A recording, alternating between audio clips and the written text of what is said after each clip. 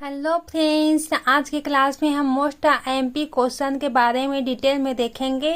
यह shortcut video रहेगा friends, लेकिन आप लोगों को डिटेल में समझ में आ जाएगा। ये इससे पता चल रहा है कि आप लोग को आज हम लोग क्या पढ़ने वाले हैं। फर्स्ट है रेले स्कैटरिंग और सेकेंड है कॉम्पटन इफेक्ट। इसमें ज़्यादा डिफरेंट नहीं होता है फ्रेंड्स, इसमें केवल ये होता है रेले स्कैटरिंग में क्या होता है। रेले स्कैटरिंग में जो लाइट जिस फ्रीक्वेंसी से आती है उसी फ्रीक्वेंसी के साथ बाहर चली जाती है, तो इसको क्या बोलते हैं, रेले स्कैटरिंग होती है। रियल में यह नहीं होता, लेकिन ये इसमें क्या होता है, इसमें इलास्टिक कोलिजन होता है इसमें। और कॉम्पटन इफेक्ट में क्या होता है फ्रेंड्स, कॉम्पटन इफेक्ट में होता है जो लाइट है जिस फ्रीक्वेंसी से आती है उसकी कम फ्रीक्वेंसी के साथ बाहर चली जाती है। तो रियल में यह होता है, लेकिन क्या होता है इसमें, क्या होता है इसमें इलास्टिक कोलिजन होता है। तो हम लोग देखेंगे कि लाइट जिस फ्रीक्वेंसी से आती है, तो इसको जो आ रहा है फ्रीक्वेंसी, इसे हम लोग v मान लेते हैं, और जो जा रहा है उसको v1 मान लेते हैं। तो v इक्वल जो हुआ, v इक्वल क्या हो गया, v1 हो गया। जिस लाइट मतलब लाइट जिस फ्रीक्वेंसी के साथ आती है उसी फ्रीक्वेंसी के साथ बाहर चली जाती है। ये क्या हुआ, ये रेले स्कैटरिंग हुआ। और कॉम्पटन इफेक्ट क्या हुआ फ्रेंड्स, यहाँ पर क्या होता है, जो लाइट जिस फ्रीक्वेंसी के साथ आती है उसके कम फ्रीक्वेंसी के साथ बाहर चली जाती है।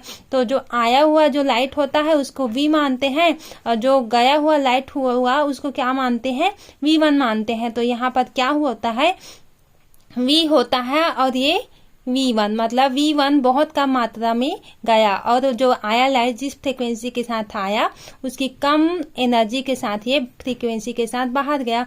तो v1 होता है वो कम मात्रा में होता है, इसलिए हम लोग कम का यहाँ पर जो होता है सिंबल लगाए हुए हैं। तो यहाँ पर ये हुआ है फ्रेंड्स रेले स्कैटरिंग और कॉम्पटन इफेक्ट हम लोगों ने डिटेल में देख लिया। आई होप आप लोगों को समझ में आया होगा। अब हम लोग देखने वाले हैं रमन इफेक्ट।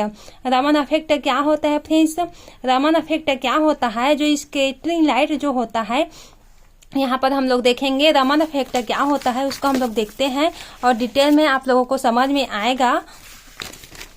यहाँ पर हम लोग देखते हैं, यहाँ पर रमन इफेक्ट को यहाँ पर देखते हैं। तो यहाँ पर क्या होता है, यहाँ पर लाइट आता है, यहाँ पर हम लोग कोई मॉलिक्यूल लेते हैं, यहाँ पर कोई मॉलिक्यूल लेते हैं, यहाँ पर तो क्या होता है, मॉलिक्यूल लेते हैं तो यहाँ पर रेडिएशन आता है, ये मान लाइट आता है, यहाँ पर एनर्जी आता है। तो यहाँ पर क्या होता है, यहाँ पर एक होता है इधर स्कैटर्ड होता है, एक होता है इधर स्कैटर्ड होता है। इसकी एनर्जी क्या होता है, हाई होती है, और इसकी फ्रीक्वेंसी भी हाई होती है, जबकि इसकी एनर्जी कम होती है और इसकी फ्रीक्वेंसी भी कम होती है। ये क्या होता है, रमन इफेक्ट। क्या होता है फ्रेंड्स, रमन इफेक्ट मतलब लाइट जिस फ्रीक्वेंसी के साथ आता है तो उसकी दो पॉसिबिलिटी होती है।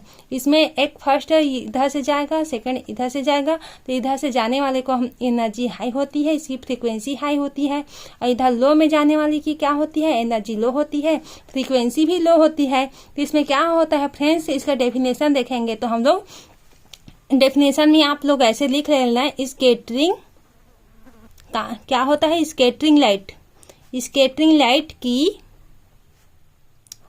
लाइट की क्या होती है, फ्रीक्वेंसी जो होती है, फ्रीक्वेंसी क्या होती है, फ्रीक्वेंसी का इंक्रीज या डिक्रीज होना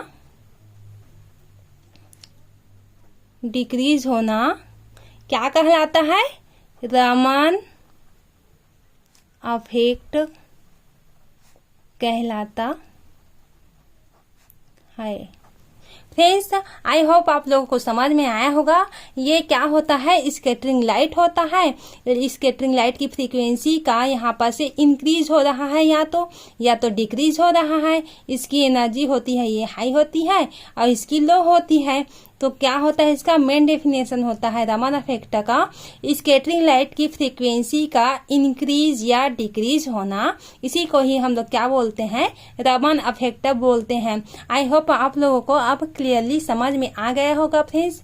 अगर इसी तरह से आप लोगों को वीडियो चाहिए या मेरा पढ़ाया हुआ थोड़ा भी समझ में आ रहा है तो आप अपने फ्रेंड्स सर्कल में शेयर कर दें, लाइक करें, ताकि मुझे भी सपोर्ट मिलती रहे या मोटिवेट मिलती रहे। धन्यवाद।